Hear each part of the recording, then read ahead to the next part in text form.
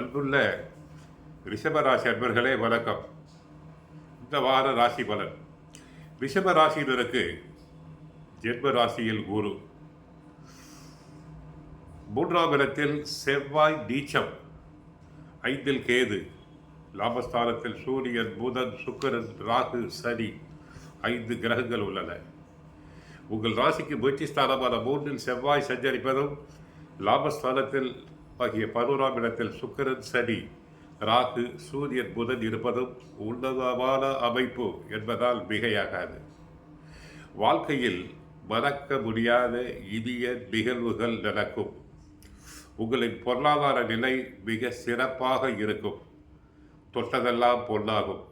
இதுவரை வாழ்க்கையில் மிகவும் கஷ்டப்பட்டு விட்டீர்கள், மிகவும் வாடி விட்டீர்கள், பிறருக்காக கஷ்டப்பட்டீர்கள். வாடிய பயிரை கண்ட போதெல்லாம் வாடினேன் என்ற வள்ளலாருடைய அமுத மொழிகளுக்கு ஏற்ப பிறருடைய கஷ்டத்தை பார்த்து இறக்கப்பட்டு உதவி செய்து பெயரை கெடுத்து கொண்டீர்கள். பிறருக்கு உதவி செய்து உபத்திரவப்பட்டீர்கள்.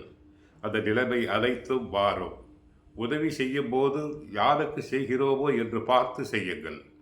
கடன் பிரச்சனைகள் எல்லாம் படிப்படியாக குறையும். போட்ட முதலை எளிதில் எடுக்கலாம். திறமை வாய்ந்த தொழிலாளர்கள் உங்கள் தொழிலில் இணைவதால் வாடிக்கையாளர்களுடைய எண்ணங்கள் எளிதில் பூர்த்தியாகும். அரசாங்க வழியில் எதிர்பார்த்த உதவிகள் கிடைக்கும். உங்களது மதிப்பு மரியாதை அனைத்தும் கூடும். மாணவியர்கள் படிப்பில் திறமையாக செயல்பட்டு நன்கு மதிப்பெண்களை பெறுவர். போட்டித் தேர்வுகளில் வெற்றி பெறுவர். சிலர் உயர் படிப்புக்காக அயல்நாடு, வேறு மாநிலங்களுக்கு சென்று வரக்கூடிய சந்தர்ப்ப சூழ்நிலை அமையலாம். அடுத்து குருவும் சுக்கிரனும் பரிவர்த்தனை யோகம். அதாவது சுக்கிரன் வீட்டில் குரு இருக்கிறார், குரு வீட்டில் சுக்கிரன் இருக்கிறார். பலன்களை ஆராய்ந்தால் தடைப்பட்ட முயற்சிகள் அனைத்தும் வெற்றி பெறும். சுபகாரிய முயற்சிகளில் பலன் கிடைக்கும். பொருளாதாரம் திருப்தியாக இருக்கும். கலைஞர்களுக்கு புதிய ஒப்பந்தங்கள் கிடைக்கும். ஆடல், பாடல், நாட்டியத் துறையில் உள்ள பெண்களுக்கு மிக அபரிமிதமான வருமானம் கிடைக்கலாம். தொழில் வருமானம் அதிகரிக்கும். லாபஸ்தானத்தில் ராகு, சூரியன் இருப்பதால் பணத்தில் வைத்திருந்த திட்டங்கள் அனைத்தும் செயல் வடிவம் பெறும். அரசாங்க உதவிகள் கிடைக்கும். வார பிற்பகுதியில் உங்கள் ராசிக்கு 7, 12 கூடிய செவ்வாய் நீச்சம் அடைகிறார். நீச்சம் பெறுவது நல்லதுதான் என்றாலும் 7ஆம் ஆதிபத்தியம் நீச்சம் பெறுவதால் கொடுக்கல் வாங்கல் பிரச்சனைகள் வரலாம்.